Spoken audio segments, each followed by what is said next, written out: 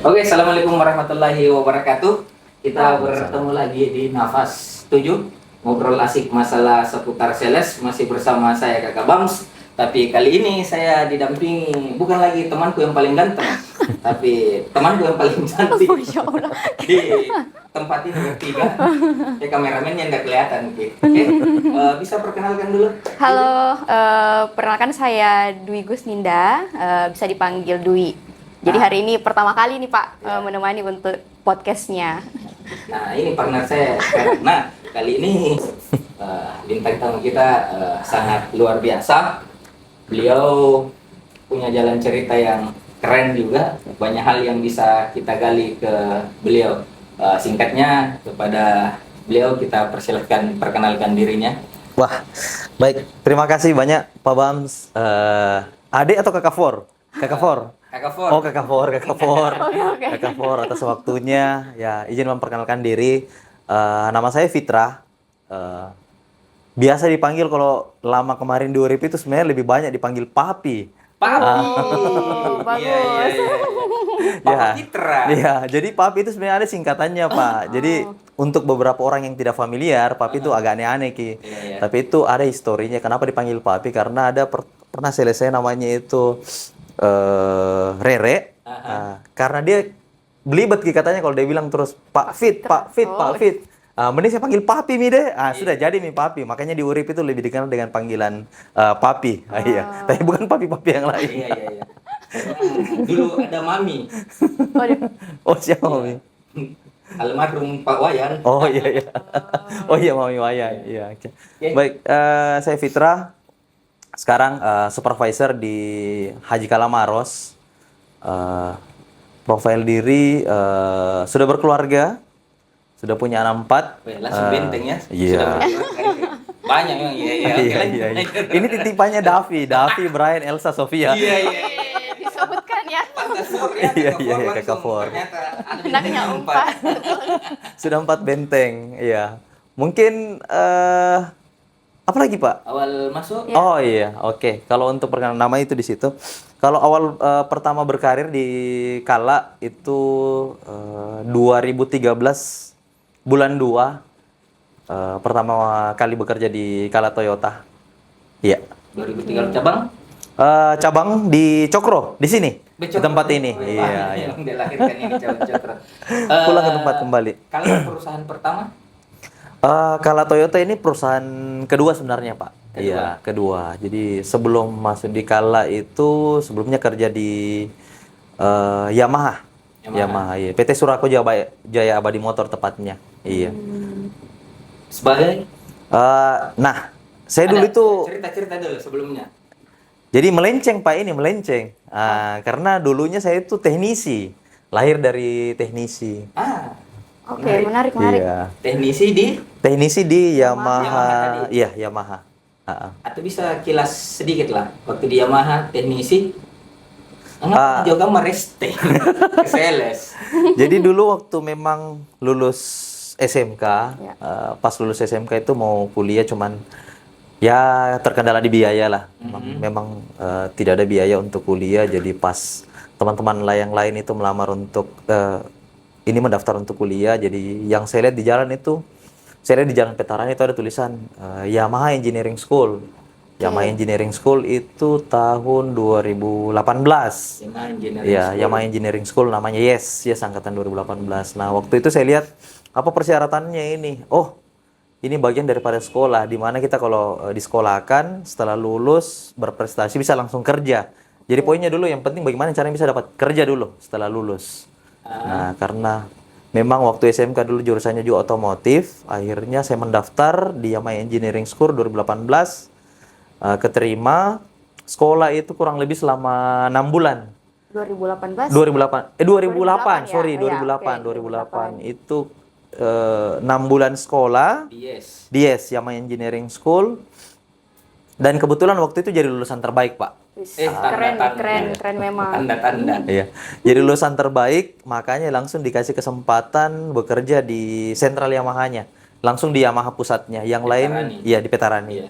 ada beberapa teman-teman yang keterima juga itu dikirimnya ke cabang, tapi karena untuk lulusan terbaik itu ditempatkannya langsung Di sentral. di sentralnya. Nah, kerja di situ jadi mekanik, Pak. Jadi kalau bongkar motor itu saya jago juga. Iya. Bongkar pasang toh. bongkar pasang Karena kalau memperbaiki. saya bongkar Bongkar saja, pasang pusing mah. Iya. Jadi bisa bongkar pasang. Bisa bongkar pasang, bisa memperbaiki lah. Nah, makanya di 2 tahun kemarin di teknisi itu saya lebih konsen, saya sukanya memang itu Pak, cari hal-hal yang tidak bisa dikerjakan sama teman-teman yang lain. Sama teman-teman yang lain yang kadang-kadang untuk servis-servis berat itu yang tidak bisa dikerjakan, saya tertarik untuk mengerjakan yang kayak begitu. Pokoknya bahasanya kalau angkat tangan monggo kasih Kak. Iya, dominannya begitu Pak. Biar karena menurut saya di situ di tempat di mana orang tidak mau kerjakan, artinya ada ilmu sebenarnya. Ada ilmu di situ yang bisa kita dapat, yang bisa kita dapat yang orang lain mungkin tidak akan dapatkan. Nah, prinsipnya di situ mencari hal yang tidak mau dikerjakan sama orang lain saya kerjakan. Akhirnya saya bisa kerjain semua yang ada di situ. Yang paling berkesan itu waktu itu ada satu motor Majesty. Majesty itu bagian daripada motor mewahnya juga Yamaha. Motor besarnya itu harga 300 jutaan lah. Itu waktu itu senior saya kerja. Sudah tidak bisa kerja, tinggal 1 bulan motornya. Saya nanyain sama kepala bengkel, Pak bisa saya kerjain itu? Nah, awalnya tidak dipercaya. Akhirnya saya bilang, Pak kalau kayaknya saya bisa kerjakan kalau kita kasih kesempatan lah. Nah, akhirnya dikasih kesempatan saya kerjain dan beres Pak. 1 hari saya kerjain itu beres. Yang 1 bulan itu troubleshooting cari masalahnya tidak dapat, itu saya bereskan 1 hari. Nah, akhirnya di situ mulai dipercaya lagi sama kepala bengkelnya saya itu Pak Salam sama Pak Bahar. Akhirnya beberapa bulan kemudian itu saya intens kerjaan begitu Pak. Ada kontes di 2010. 2010 2 tahun di mekanik kita diikutkan kontes Region 6 Sulselbar. Ikut kontes namanya itu ITGP, Indonesian Technician Grand Prix 2010. Nah, itu masih hafal Pak. Iya. Berkesan sekali berarti. Iya. Nah, itu pertama kalinya saya ikut lomba juga dari pekerjaan dan puji syukur di situ keluar sebagai juara 1. Iya. Tanda-tanda bisa yang juara 1 lagi. Tadi yang terbaik, ini juara 1 lagi, Masya Allah. Tanda-tanda. Ya, jadi memang selalu mengejar yang terbaik lah Pak. Iya, supaya kan memang kita harus menjadi kepala bukan jadi ekor. Betul. Ya, mengejar untuk jadi kepala bukan jadi ekor. Jadi juara 1 ITGP dikirim ke Bali untuk kontes. Nah, kontesnya ini nasional. Waktu itu saya sering temani orang Jepang Pak, kerja motor. Kalau datang riset, nemanin.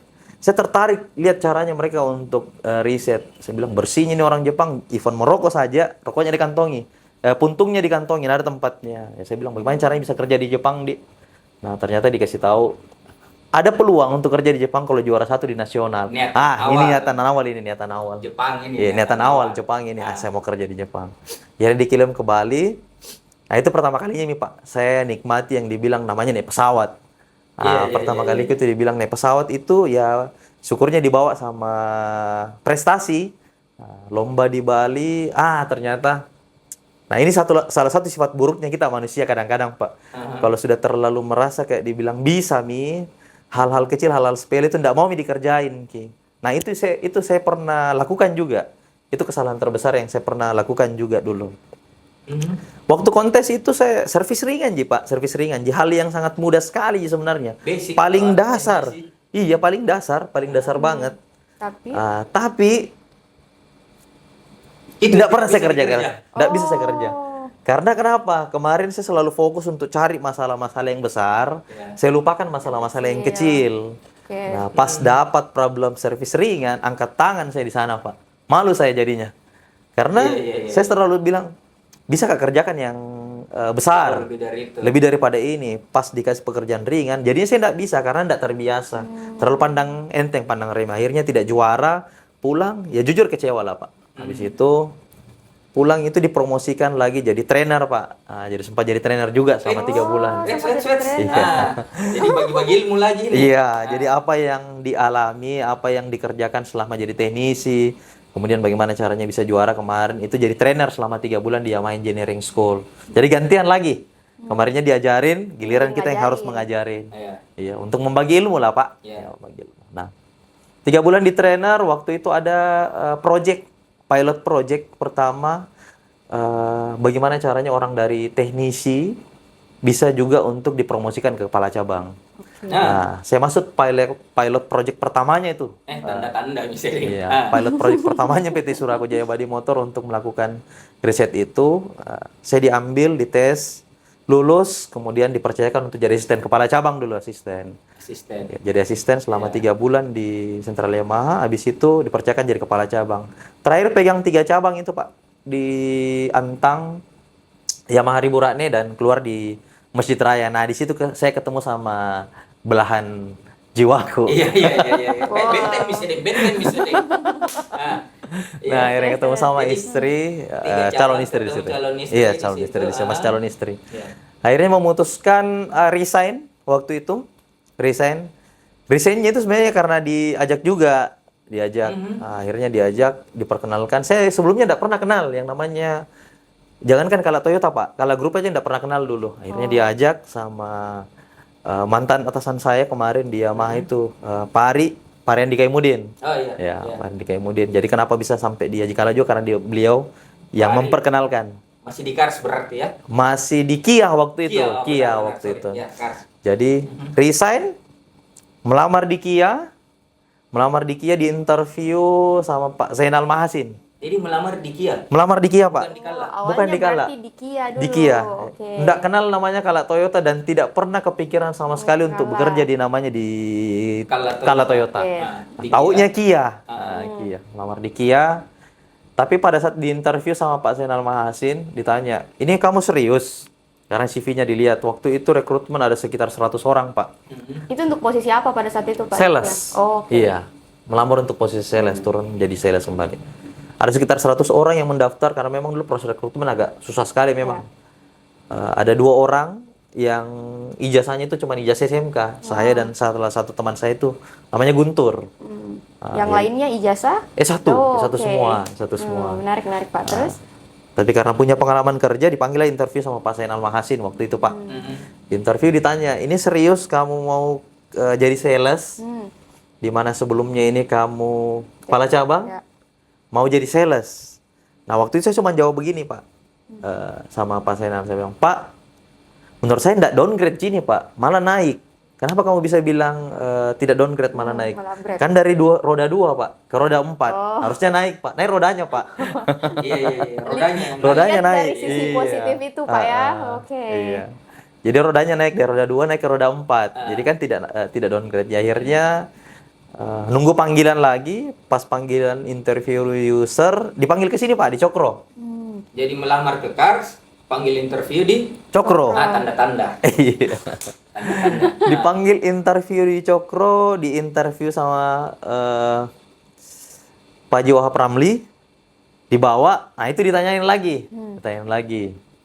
Tanya sama Pak Haji, kenapa kau melamar di sini? Saya bilang, saya tidak melamar di sini, Pak. Ya. Saya masih polos kan, Iya. Jawab. Berarti sekarang berwarna ini.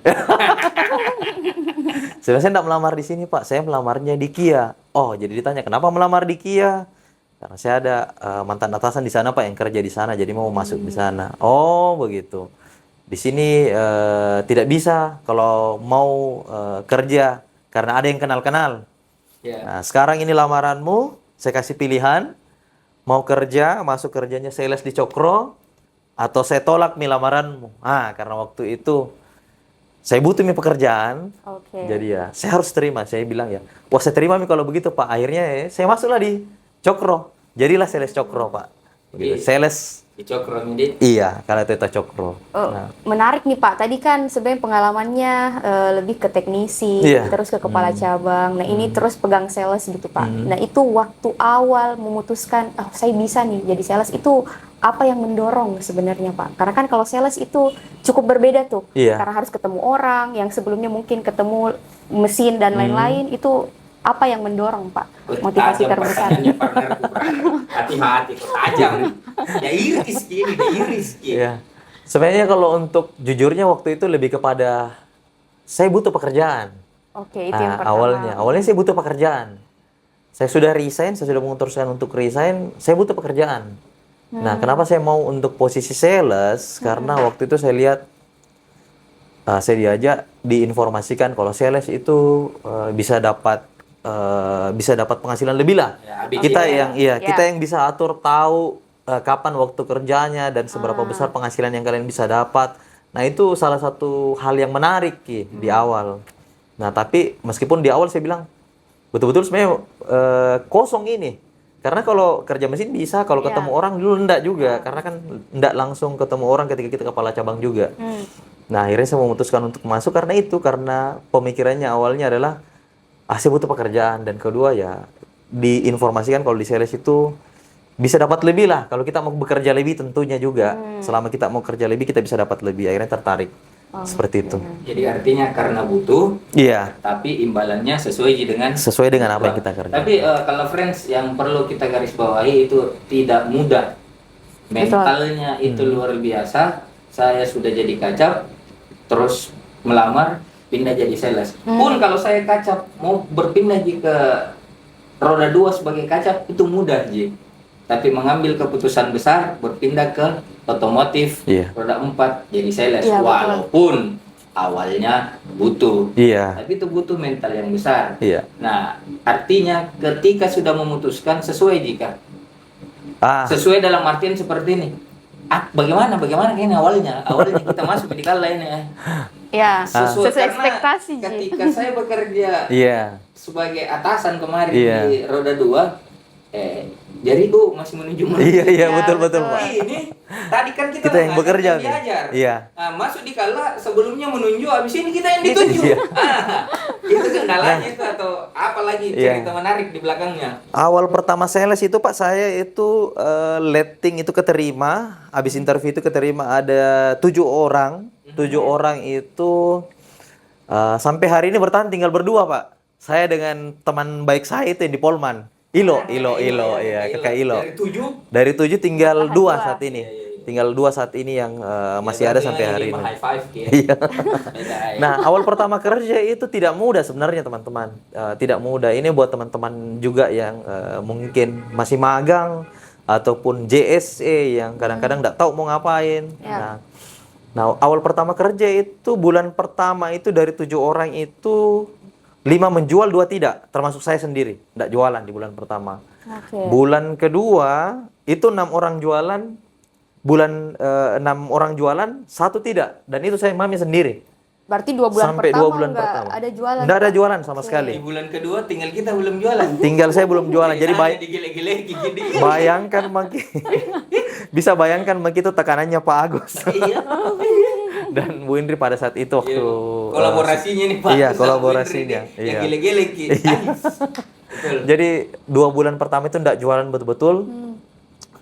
Ini sudah menikah enggak jualan sampai di 2 bulan 15 hari itu malam itu saya pulang karena sudah menikah ini saya tanya sama istriku Pak. Saya tanya sama istri. Sisa berapa uang di situ? Pertanyaan paling ini. Ya karena saya pikir sudah mau menikah ini Pak, apa saya mau kasih makan kan anaknya orang ini. Bebannya jadinya bukan di diri sendiri saja Pak ya. Saya tanya sisa berapa uang di situ, dan saya ingat istriku bilang waktu malam itu dia bilang sisa 3 juta uang di sini.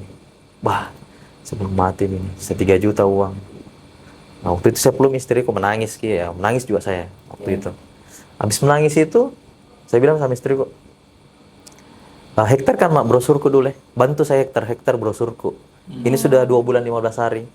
Nah, dibantu hektar brosur, saya mau pergi canvassing malam. Canvassing keliling di daerah Petarani itu Pak, Petarani. Rumah makan. Sambil jalan kayak itu flyering, saya jujur menangis itu waktu. Sambil saya flyering itu saya menangis. Baru tidak hujan. Tidak hujan, Coba Pak. Hujan coba hujan enggak kelihatan. Tidak. Jadi sambil menangis gitu saya bilang dalam hati saya, masa gagal Kak? Saya nanya sama diriku, masa gagal Kak ini? Saya bilang terus sambil jalan, saya bilang, masa gagal Kak ini? Masa gagal Kak ini? Masa gagal Kak? Akhirnya saya sambil flyering itu saya berpikir terus, masa gagal Kak? Jalan-jalan terus sampai dengan 2 bulan tanggal 24. Masih ingat tanggal tanggalnya 24. ya Pak? Tanggal 24. Saya tidak lupa karena berkesan sekali tuh yang pertama. Seminggu malam ini injury time dipanggil sama Bu Indri paginya, ini SPV saya Bu Indri, say hi, halo Bu. Dipanggil sama Bu Indri. sisa 6 hari mami umurmu itu di sini. Wah. Saya bilang, iya bu.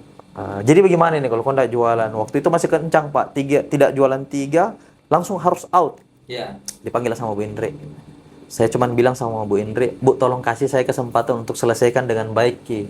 Masa kerjanya saya di sini. Yang 3 bulan ini? Sampai 3 bulan, 6 harinya. 6 harinya, iya. Akhirnya Bu Indri dikasih kesempatan. Setelah Ibu Indri menyetujui dikasih kesempatan sampai selesai, di parkiran itu saya berpikir, kenapa ini teman-teman lain saya bisa jualan, Kita enggak. saya tidak. Saya berpikir ada satu teman saya itu namanya Fandi Pak. Saya ingat sekali Fandi itu adalah orang yang fresh graduate, tidak punya pengalaman kerja. Masa saya yang punya pengalaman tidak bisa jualan? Padahal dia tidak. Dia yang tidak punya pengalaman sekali bisa jualan selama 2 bulan Pak. Itu saya pikir kenapa bisa? Akhirnya karena saya bilang, nah ini juga pelajaran buat teman-teman. Jengki malu bertanya. Ada peribahasa malu bertanya saat di jalan itu kalau kita betul-betul terapkan Ki, saya rasa semua bisa kita kerjain. Akhirnya di parkiran saya tungguin Ki Fandi. Saya pas datang, saya bilang, "Van, mau Kak bertanya sama kita ini. Bagaimana cara mau jualan? Dari mana kau dapat pembeli mobil?" Nah, saya dikasih tahu itu, saya diajarin sama Fandi. Syukurnya saya dapat teman yang mau sharing, disampaikan, Pak. Oh ini, saya jualan itu dari Toko Bagus. Masih Toko Bagus dulu namanya, Pak. Iya, Toko Bagus, belum OLX, Toko Bagus. Jadi saya tambah antusias, bagaimana caranya? Ini caranya kita pasang iklan di Toko Bagus, beriklan ini, berapa biayanya? Ini 50.000 Ji dulu. Pasang iklan di Toko Bagus. Oh, bagaimana caranya pasang iklan? Karena dia sibuk juga buru-buru, dia cuma bilang, "Cari Miki, yang penting di sini aja saya pasang." Jadi after dari parkiran itu, Pak, Ada clue-nya. ada clue-nya saya dapat. Ini caranya. Ini inisiatif, bagian dari inisiatif ini teman-teman. Waktu itu habis dari parkiran saya langsung pergi di warnet. Dulu masih warnet banyak. Masih warnet. Sampai di warnet, pokoknya seharian itu saya cari cara setengah hari itu bagaimana caranya beriklan di Toko Bagus. Apa itu Toko Bagus? Saya cari tahu. Apa itu Toko Bagus? Akhirnya pasang sampai malam. Nah, sampai malam itu saya pasang. Besoknya ini rezeki pertama. Ini rezeki pertama ada. Ada yang telepon. Orang pertama kali telepon bilang saya mau tanya mobil. Ini pertanyaan yang lama sekali ditunggu-tunggu nih. 2 bulan 27 hari saya tungguin pertanyaan. Ada yang mau nanya mobil. Akhirnya dapat dipanggil ke rumahnya untuk negosiasi sampai di rumahnya. Nah, ini customer pertama saya, Pak. Namanya itu Ibu Hafida. Ibu Hafida. Ini tinggal di Antang. Saya dipanggil negosiasi di rumah sama suaminya, sama menantunya. Nggak lama saya... satu kakak yang semua ada di dalam kakak. Iya. Ini gue. Padahal ini customer pertama. Customer pertama, ini Pak. yang dinanti-nantikan pertanyaannya. Dinantikan. Ternyata diborongi. Pas yang Ibu Hafidanya nih keluar, saya ingat sekali dia sambil merokok itu. Baju kutang. Wah, saya takut lihat ini kayak tukang pukulin. Gengsi banget. Ini sambil lihat ototnya. Ini raga perempuan tapi jiwa laki. Jadi bayangkan. Jadi akhirnya pas ditanya sama suaminya, "Selesai negosiasimu?" Beliau bilang, "Belum Mak." Saya kira sudah selesai. Nah, akhirnya waktu itu putus negosiasi, enggak ketemu. Besoknya singkat cerita ditelepon lagi sama menantunya, "Ke rumah Miki, Pak." "Oke Mi, Ibu." Dengan senang hati ini saya ke rumah. Ini SPK pertama aku, Pak. Ini SPK pertama yang ditunggu-tunggu. Yang ditunggu-tunggu. Sampai di rumah, dia sudah kasih uang tunai. Nah, waktu itu kan sales baru menikah juga, belum ada KTP. KTP masih dikerjain, Pak. Nah, ini pengalaman juga buat teman-teman yang baru. Harus selalu lengkap, harus selalu siap sebelum ketemu sama yang namanya customer, tak? Karena kita tidak pernah tahu kejadiannya, mungkin kayak saya nanti kejadiannya. Nah, waktu itu saya ambil uangnya customer. Waktu itu belum dibekali, Pak, sama yang namanya SPK. Karena sifatnya adalah nanti kita pegang SPK kalau sudah sudah ada customer baru ada SPK-nya dikasihkan. Sambil tanda jadinya lah sama menantunya. Nah, saya bilang oke, saya tinggal, tidak ada kwitansi yang bisa saya kasihkan Ki. Saya cuma punya kartu nama, Pak. Kartu nama aja yang saya punya. Saya kasih kartu nama aku sama menantunya. Modal kertas, kartu nama, Pak. Kalau saya juga kita kasih tak baring-baring. Enggak percaya pastinya, Pak ya. Kertas enggak percaya. Akhirnya tulisan spidol. Dicetak kita. Dicetak kartu nama cetak aja. Syukurnya. Kasih tak baring-baring. Ada di logo Toyotanya. Ada logo Toyotanya, Toyota Cokro. Tapi masih tak baring-baring. Akhirnya kasih kartu nama, saya bawa uangnya. Baru di tengah perjalanan, ditelepon saya Pak, dimaki-maki sama ibunya ini. Ibunya langsung yang nelpon. Kasih kembali uangku itu, kamu penipu, kamu apa dan segala macam. Oh semua dibilang-bilangin. Wah, saya bilang ibu, saya ini sales Toyota. Saya sales Toyota. Saya tidak percaya kamu sales Toyota. Ini pelajaran buat teman-teman. Saya tidak percaya kamu sales Toyota. Ibu, kenapa ibu tidak percaya? Nanti saya store uangnya ibu, saya antarkan kwitansi. Tidak ada. Ada kartu nama saya di situ ibu. Saya tinggalkan di rumah tadi. Nanti ibu sudah bisa tahu kantornya saya. Kartu nama ini saya bisa bikin 1 truk. Bayangkan. Ya betul. Kartu nama aja. 1 truk saya bisa tinggalkan. Saya bisa buatkan kok juga. Saya bilang. Wah, langsung dimatikan. Kita Nah. dimaki-maki ini bisa dibikinkan 1 truk. Terjadi saya juga bisa kalau 5 juta saya bikinkan bisa 1 truk. Kalau perlu saya bikinkan di betonnya. Iya. Nah, makanya itu Pak. Akhirnya di tengah perjalanan saya berpikir, saya bilang begini Pak. Ini 2 aja pilihanku Pak waktu itu. Saya pulang kembalikan uangnya ini ibu supaya dia berhenti marah. Nggak jadi SPK. Tapi tidak jadi SPK.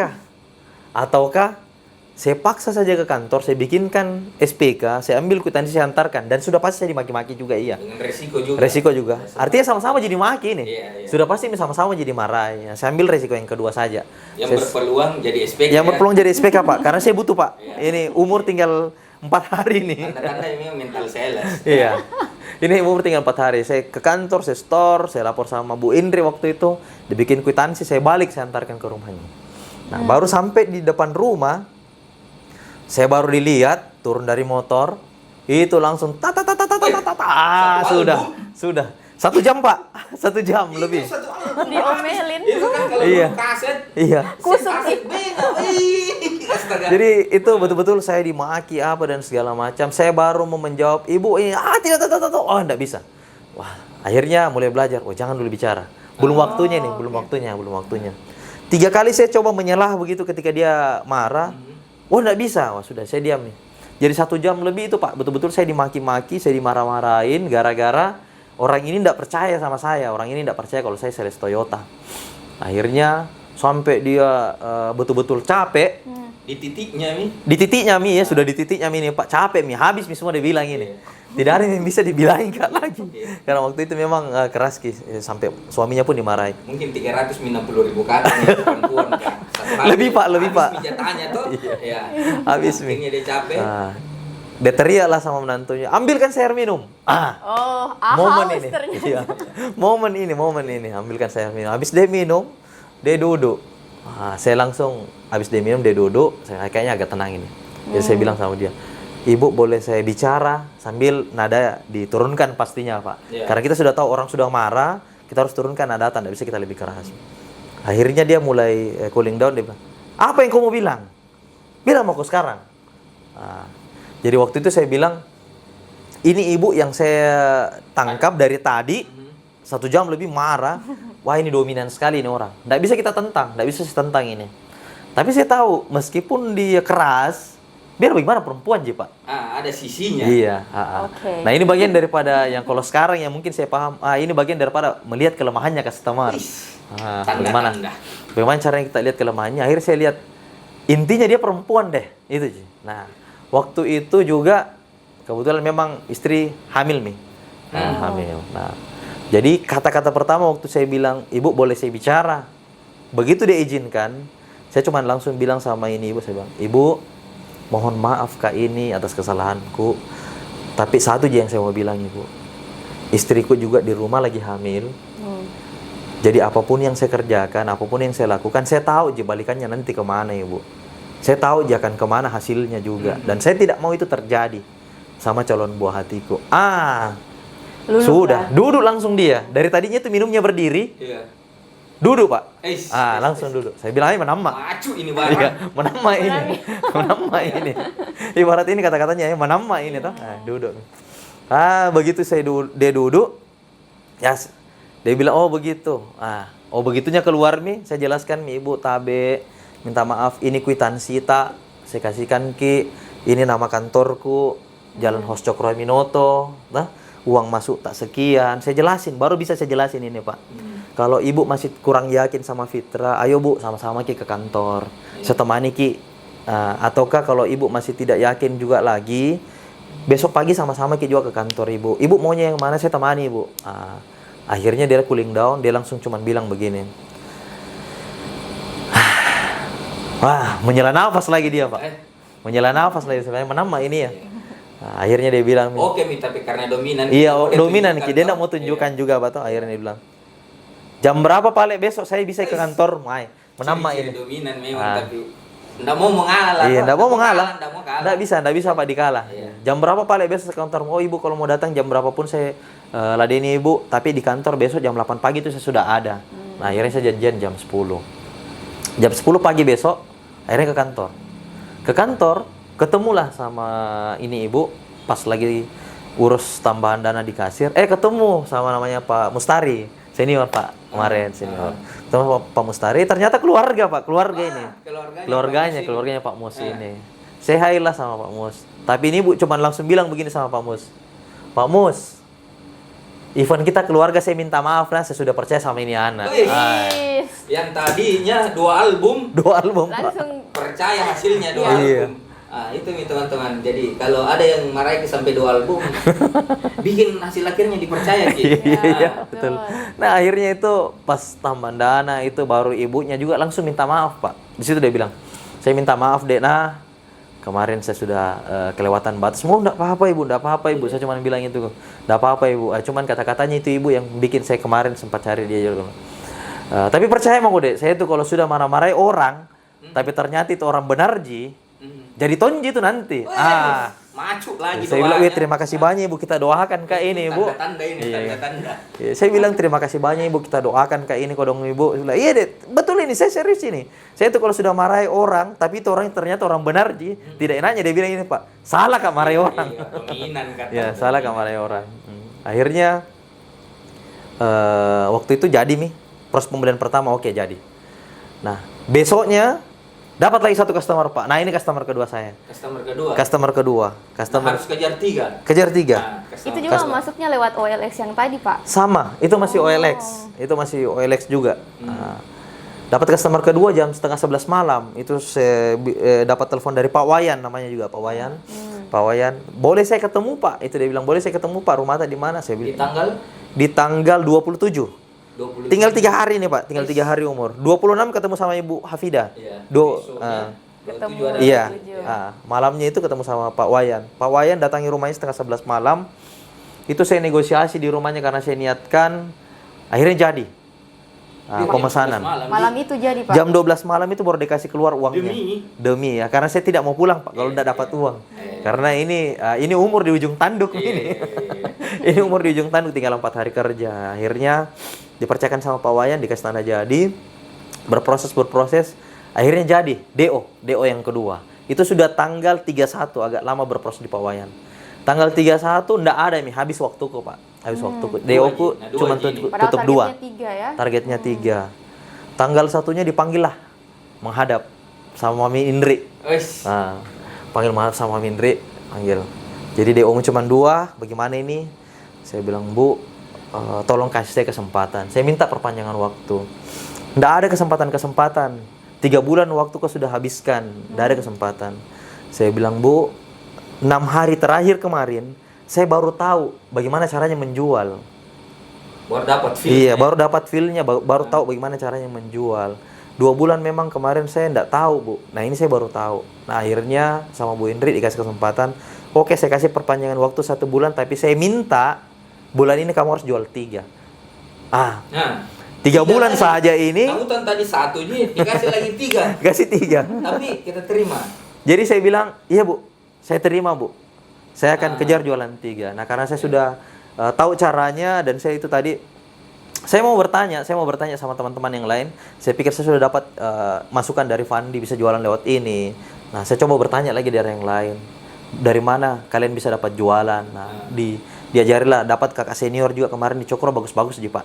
Nah, dia mau membimbing kita dan sampaikan kita, oh bisa jualan lewat sini. Akhirnya di bulan dimana saya dikasih percobaan untuk jual 3 itu, challenge jual 3 sama Bu Indri, itu saya tutup 4. Tutup 4. Saya kasih yang lebih daripada yang ditargetkan. Nah, akhirnya ya bulan depannya dikontrak lah sama Bu Indri. Dikontrak JC. Jadi kalau friend ini dikasih target 3 minta dapatnya 4. Jadi padahal utang 1 Ji. Jadi yang perlu saya mau bilang kalau dia kasih ke SP Vita kerja saja. Iya. Walaupun sebenarnya kita utang 1 Ji, tapi lewat ki juga batas ini dibilang kebijakan. Iya. Nah kalau dikasih ki kebijakan challenge, ambil nih. Iya. Ya, dan kasih yang terbaik. Iya, Iya. ambil nih. Dari Iya. 3 hasilnya ternyata 4. Lebih daripada itu. lebih dari Iya. itu 4. Nah, seiring berjalan waktu, kita tahu Mi, Ah. berapa rekor yang pernah kita buat dalam sebulan?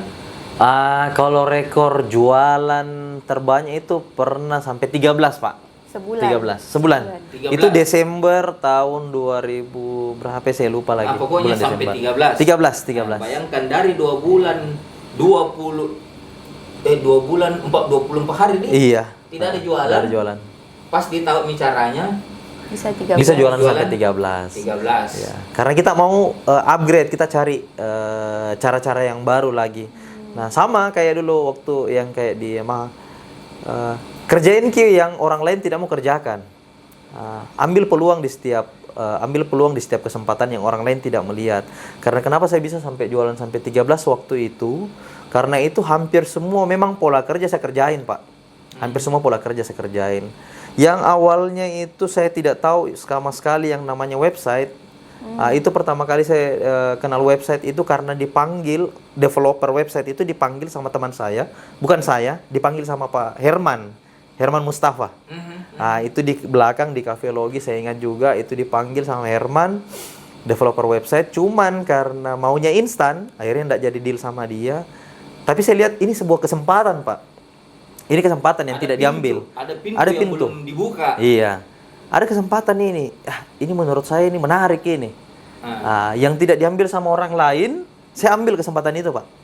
Saya ambil kesempatan itu. Akhirnya saya coba diskusi dan segala macam, dibuatkan website sambil diajarin. Nah, sampai betul-betul mahir itu dibimbing karena memang betul-betul kita mau juga belajar pastinya. Sama mau cari hal-hal yang baru. Nah, selain website, broadcast, pertama kali Gili SMS itu tidak pernah dulu masuk di Makassar Gili SMS. Itu saya cari, ada namanya Gili SMS. Dulu masih sering broadcast. Nah, hampir semua memang proses kerja itu dikerjain. Nah, jadi kalau jangan kita pernah bermimpi teman-teman mungkin jualan banyak. Kalau kita cuma pakai 1 atau 2 cara. Karena 1-2 cara paling mentok itu luar biasa sekali nih. Kalau bisa menghasilkan 2 sampai 3 DO. Itu yang berdasarkan pengalaman saya selama jadi seorang sales ya. Paling mentok itu banyak sekali 2 sampai 3 DO. Nah, kalau kita mau DO sampai 2 digit ataupun berapa, itu kuncinya adalah pakai ke semua cara. Ibarat mancing ini, Tebar. iya. Mata kail kalau 10 atau 1 mata kail yang kita pakai, otomatis 1 mata kail cuma bisa menghasilkan 1 ikan, Ji. Nah, berapa kali Jiki ganti umpan, lempar lagi untuk dapat ikannya. Tapi kalau 10 mata pancing tak, otomatis 10 kesempatan tak dapat ikan dalam 1 kali tarikan. Nah, seperti itu yang saya terapkan dari dulu. Jadi jangan mimpi 1 di mata pancingnya mau dapat ikan sama dengan orang yang lempar jala. Iya. Luar Lempar biasa. jala saja lagi bisa jadi robek jalanya kan lolos lagi ikannya. Nah, lebih bagus gunakan semua cara karena semua cara bagus, apalagi di era sekarang mau online mau offline, tidak ada yang bagus sebenarnya. Yang bagus adalah kerjakan ke semuanya. Sekarang syarat awal untuk jadi SPV jualan didapat. Iya. Kenapa kira-kira menurut tak yang bikin kita terpilih jadi SPV? Kan kalau syarat banyak juga Pak. Yang lain juga jualannya oke. Tapi assessment belum mengenai apa menurut tak yang membuat kita yang terpilih. Oke. Jadi selama di Cokro Saya memang jadi itu berpikir. selama di Cokro itu Pak, saya anggap ini pusat pendidikanku. Ini tempat pusat pendidikanku. Kenapa? Dari Cokro itu dari tahun 2014 itu, saya masuk 2013. 2014 itu mulai diajak sama Bu Indri, Pak Agus untuk ikut aktif di Kaizen. Ikut aktif di Kaizen. Kaizen dulu masih sering sekali kan lomba itu Kaizen marathon kontes di kalau dari 2014 itu aktif di Kaizen. Nah, mulai belajar di situ, mulai belajar membuka pola pikir, mulai belajar caranya handling masalah, bagaimana caranya menganalisa sesuatu. Nah itu memang banyak saya dapat di Kaizen, karena saya bilang tadi, saya tidak pernah dapat pendidikan seperti ini. Tapi di Toyota khususnya di Cokro kemarin, di pendidikan Kaizen itu mengajarkan kita memang membentuk pola pikir kita, bagaimana caranya kita bisa menganalisa sesuatu. Nah 2014 saya mulai aktif ikut di Kaizen, masih jadi anggota Pak, masih jadi anggota Kaizen. Nah 2015 itu sudah mulai dipercayakan, waktu itu kacap saya sudah Pak Salahuddin, Pak Oleng. Kakak Oleng. Iya, Pak Oleng, Pak Salahuddin. Dipercayakan untuk megang jadi SGA leader. Namanya masih SGA dulu Pak. SGA, Small Group Activity Leader, SGA leader. Nah, di SGA leader 2015 itu kami bikin project. Sama-sama dengan teman saya Ilo. Itu Ilo sama yang lain juga. Itu namanya SGA-nya SGA Prospecting Inovasi. Bagaimana caranya kita membantu? Iya. Tadi kan masih belajar bagaimana cara prospecting. Iya. Nah, ternyata kalau mau kita jadi SPV harus kata inovasi di dalamnya ya. Betul. Nah, jadi kita ini. Iya. Jadi 2015 itu kita bikin sebuah SGA, bagaimana caranya kita bantu teman-teman yang lain. Jadi bukan di Kaizen itu kita tidak diajarkan bagaimana caranya kita jadi yang terbaik. Tapi bagaimana caranya membuat semua jadi baik. Iya, sama-sama kita bertumbuh bersama. Iya. Siap. Nah di Kaizen itu konsepnya itu kita coba terapkan jadi apa yang baik bisa saya kerjakan, kami tularkan ke teman-teman yang lain. Begitupun teman-teman yang lain yang bagus itu ditularkan ke yang lain. Kita buat Kaizen 2015 kontes di Kaizen Marathon Kontes, meskipun kita belum dapat juara 1 waktu itu, masih juara 3. Waktu itu juara 3 2016. Nah dari situ kita mulai aktif terus Kaizen sampai di 2018 baru ada kesempatan ikut asesmen Pak. 2018. Tapi kalau saya bilang yang membentuk itu semua karena kita aktif di Kaizen memang. Bagaimana caranya kita aktif di Kaizen, membentuk pola pikir.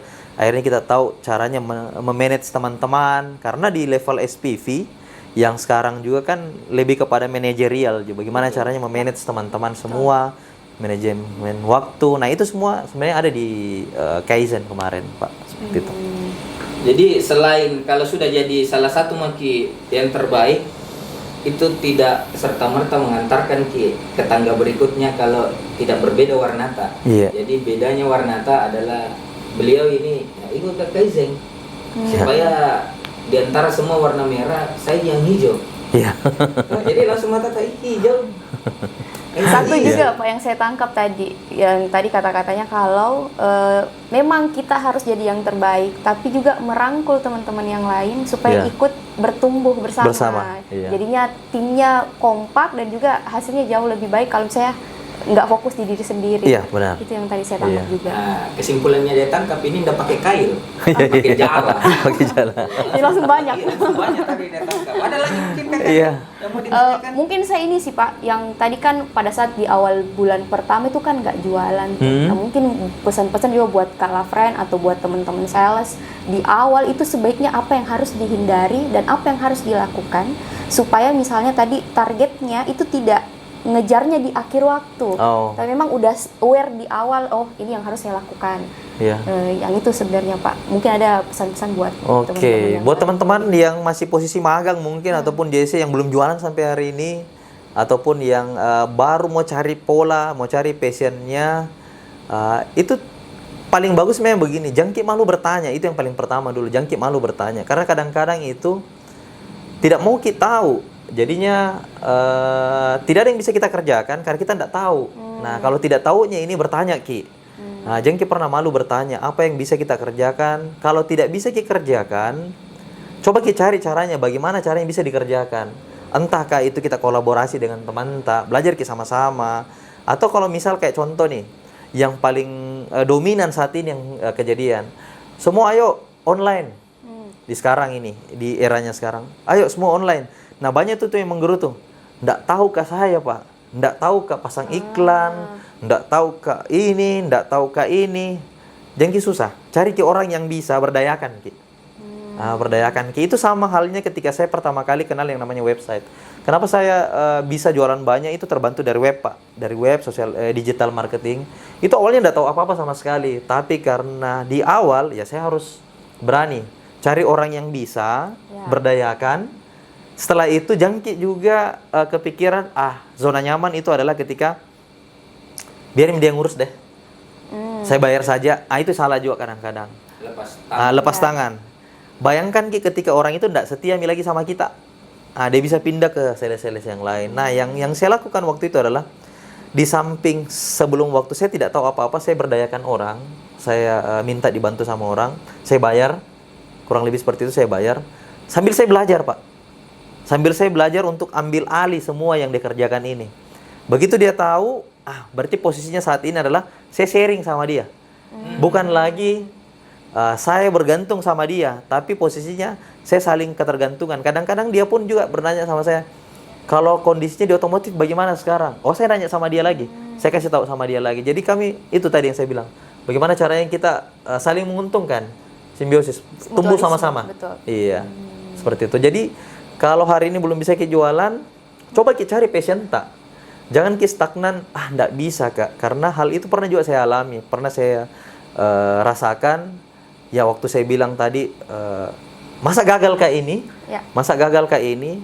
Nah, kata masa gagalku ini, itu kembalikan ke sama diri tak, untuk kita kembali berbuat lebih lagi, untuk kita cari tahu apa yang bisa kita kerjakan. Apa yang saya kerjakan kalau saya kemarin, itu saya bertanya sama teman. Saya tidak mau malu, ngapain saya mau malu daripada saya tidak bisa sama sekali. Saya bertanya sama teman.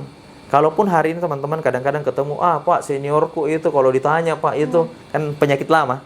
Seniorku itu Pak kalau ditanya dia tidak mau kasih tahu Pak, takut jualannya terusik, terganggu. Percaya satu yang saya tahu itu ketika kita pelit juga berbagi ilmu, yang adalah tidak bertumbuh jadi itu. Harusnya itu adalah ketika kita tahu sesuatu, share sama teman yang lain. Supaya apa? Supaya orang itu bisa mengerjakan apa yang kita kerjakan. Di kita impact-nya apa? Kalau negatifnya adalah, tahu apa yang saya kerjakan. Tapi positifnya adalah, tahu apa yang saya kerjakan, harus cari hal yang baru lagi. Upgrade lagi. Jadi kita terupgrade karena ada saingan. Berbeda Kak lagi. Karena kalau di posisi ini terus sama itu, cepat atau lambat dia akan lambung Kak. Seperti itu. Jadi jangan malu bertanya. Kalau malu bertanya, sesat nafas tak? Iya, sesat nafas tak? Sesat nafas tak? Bayangkan kalau saya mau bertanya, nggak jalan lagi, sesat nafas tak itu. Jadi kadang-kadang itu malu bertanya, nggak sesat di jalan, tapi sesat nafas duluan, baru saya di jalan. Luar biasa memang. Jadi kalau kita mau ambil bahwa salah satu hal yang paling penting dan utama di sales itu mental. Jadi Kakak Fitra tidak akan menemukan cara mudah sebelum air matanya keluar. Untungnya bukan di hujan. Jadi kelihatan sekali tuh air mata keluar.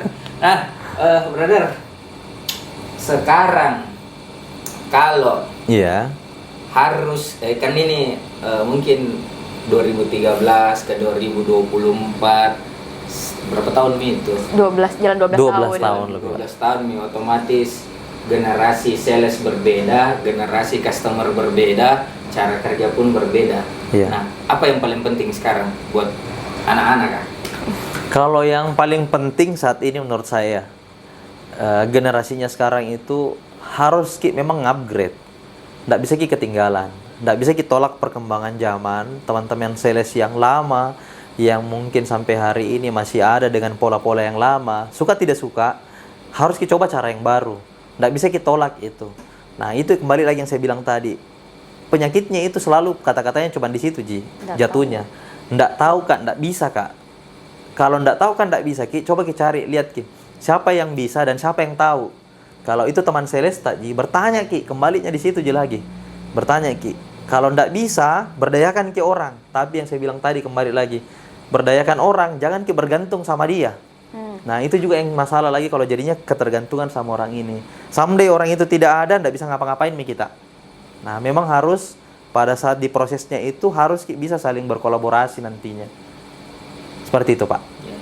Mungkin Kakak Dwi ada yang mau disimpulkan pakai jala. Saya lihat sudah menebar lagi banyak lagi yang mau disimpulkan. Yang tadi sebenarnya saya tangkap itu yang penting adalah jangan mental blocking di awal. Kayak langsung tiba-tiba kalau ada sesuatu, saya nggak tahu, saya nggak bisa.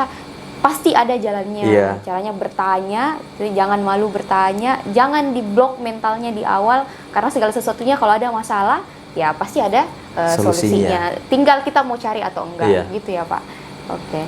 Jadi pasti ada jalan itu, kita enggak endorse sama yang pakai itu tagline. Oh, enggak. Semua lebih mudah kalau di sini. Semua lebih Semua mudah. lebih mudah.